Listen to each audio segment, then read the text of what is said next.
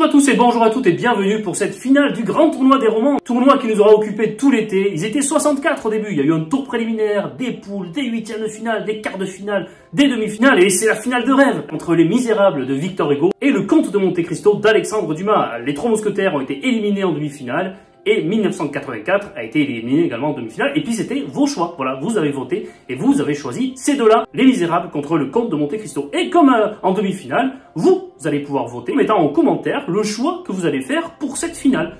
Le Comte de Monte Cristo ou alors Les Misérables. Et pour cet événement extraordinaire, j'ai décidé d'organiser un débat entre deux grands fans de ces classiques de la littérature française. Et en plus, ils portent leur prénom. Alors je vais vous les présenter. D'abord, bonjour Alexandre et bienvenue dans ce débat du grand tournoi des romans.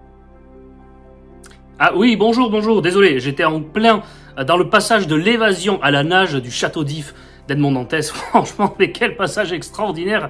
Edmond, il a strictement rien à envier à votre Léon Marchand, là je crois. Franchement, un passage, un souffle incroyable. En tout cas, je suis ravi que le Comte de Monte Cristo ait remporté ce grand tournoi des romans de l'été 2024. Mais quelle joie, mais en même temps, il le mérite. Non mais attendez, Alexandre, il n'a pas encore gagné, justement, c'est la finale. Là. Vous allez pouvoir débattre à propos de cette finale. Justement, vous allez en débattre avec Victor, qui est là également. Bonjour Victor.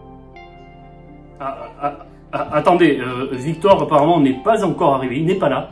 Si, je suis là.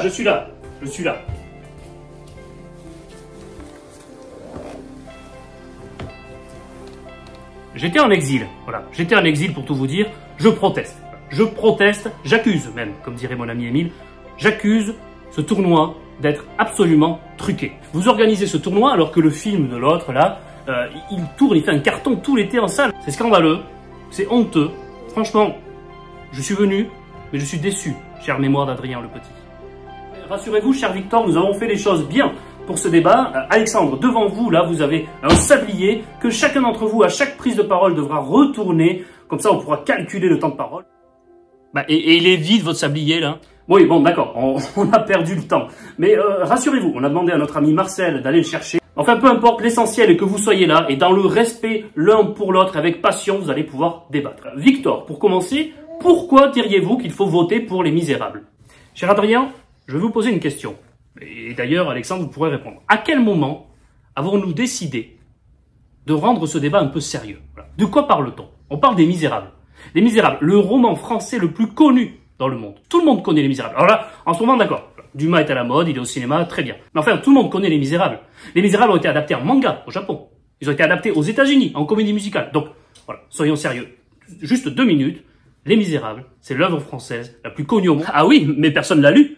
Alexandre, dans le respect, si vous... Ah, mais je respecte, mais ce que je dis là, c'est un fait incontestable. Oui, tout le monde connaît Les Misérables, mais qui l'a vraiment lu? Attendez, soyons sérieux. Où est la caméra, là? Où est là, voilà.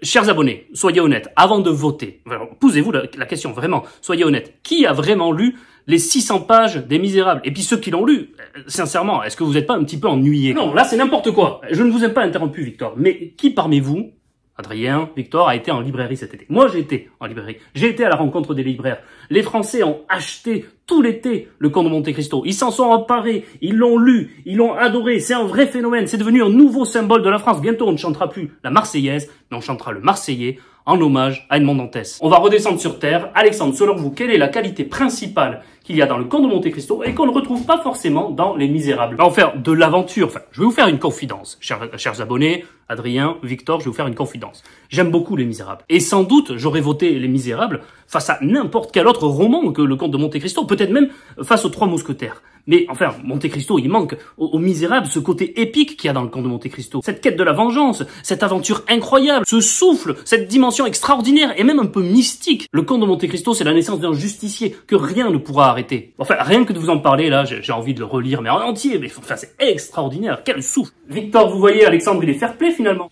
Oui, enfin, il est fair-play, mais il raconte absolument n'importe quoi. Il n'y aurait pas d'aventure dans Les Misérables? Ouais. Soyons sérieux, encore une fois, il en va de la réputation de cette chaîne. Alors oui, je reconnais au Comte de Monte Cristo ce côté épique. C'est indéniable et je vais même être élégant aujourd'hui, pour le coup, c'est plutôt un bon roman. En revanche, Les Misérables, mais Les Misérables, c'est la vie. C'est écrit de manière sublime. Oui, ça c'est vrai. C'est un merveilleux portrait du 19e siècle. Oui, c'est pas faux. C'est un récit extraordinaire sur la lutte entre l'égalité et l'équité, sur la justice, sur la quête vers le salut par la rédemption. Et puis, c'est le roman le plus épique de l'histoire. Ah non! Ah si, je suis désolé. Prenons-les une par une. La scène des barricades, c'est épique. Le chapitre des égouts, c'est épique. Waterloo, c'est épique. L'évasion de Jean Valjean, c'est épique. Pardon, mais à un moment donné, Adrien, il faut que ce débat reste crédible.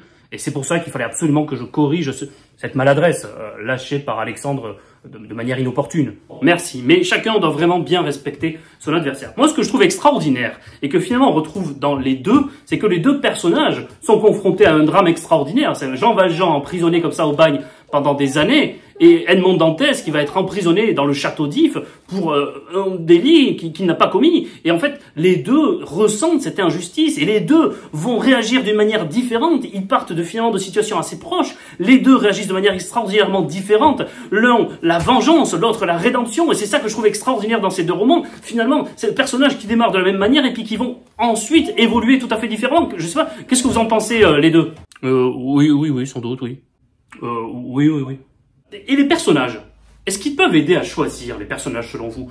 Victor, pour commencer. Oui, alors sur les personnages, c'est une très bonne question. Comme quoi, Adrien, vous progressez. C'est une très bonne question et, bon, outre votre analyse là, un petit peu floue, c'est une question à laquelle je vais répondre et qui permettra évidemment à vos abonnés de répondre et de porter leur choix sur Les Misérables, évidemment. Allez, prenons-en certains. Cosette. Qui ne connaît pas Cosette? Fais pas ta Cosette. Tout le monde connaît cette expression. Les Gavroche, l'enfant des rues. Mais les Thénardier, Javert, ce dilemme qui se passe en lui à la fin, ce dilemme exceptionnel qui se passe en lui, ça en fait un des personnages les plus fascinants de l'histoire. Bref, tous ces personnages, pourquoi ce sont devenus des icônes qui ont dépassé le roman? C'est parce que ce ne sont pas seulement des personnages, ce sont des allégories. Des allégories, des valeurs illustrées par Hugo dans ce roman. C'est un roman qui aborde la misère, toute la misère, et les valeurs, justement, qui entourent la misère. Ah, mais vous avez parfaitement raison. Et d'ailleurs, je ne contredis pas du tout cela. Mais, enfin, franchement, pour répondre à la question d'Adrien, merci pour cette question, hein, mais rien que le personnage d'Edmond Dantès devrait suffire à choisir ce roman. Le Comte de Monte Cristo, enfin, l'évolution d'Edmond Dantès, elle est quand même extraordinaire. Jeune marin prométhère, il tombe à moins que rien. Il devient riche par chance, puis un grand justicier. La rédemption, la quête de la vengeance, jusqu'à presque s'approcher de la punition divine et jusqu'à se demander, mais est-ce que ce que je suis en train de faire, seul Dieu, normalement, est capable de faire ça? Mais quelle évolution extraordinaire! Quel personnage! Mais enfin, rendez-vous bien compte de ce qu'on a à faire avec le Comte de Monte Cristo. C'est génial. Certains le détestent parce qu'il va trop loin, parce qu'il va s'attaquer même aux enfants de ceux qu'il avait mis plus bas que terre. Mais beaucoup l'admirent. Alors certes, les personnages des Misérables sont fascinants. Ils sont des allégories. Mais les personnages du Comte de Monte Cristo, toutes, sont des hommes, sont des femmes, avec leurs qualités, leurs défauts. L'abbé Faria, il est juste génial. Et puis, le roman pose une question à tous les personnages. Comte de Monte Cristo, mais même tous, qu'ils soient des mauvais ou des personnages positifs, négatifs. Qui devient-on avec l'élévation sociale? Quelle est notre destinée? Et peut-on agir ou non sur notre destinée? Non, pardon, mais Dumas, c'est vraiment fort. Auguste Maquet, vous voulez dire peut-être? Oh non. Alors ça, c'est bas. Quoi donc? C'est petit. Vraiment? C'est indigne. Indigne? Mais enfin, les Français doivent savoir. Auguste Maquet a collaboré à plusieurs chefs-d'œuvre, dont le Comte de Monte Cristo. Est-ce qu'il était vraiment un collaborateur ou un prête-plume? La question peut se poser, hein. Je rappelle qu'il y a eu un procès entre les deux hommes. Et Eugène Sue, ça vous dit quelque chose?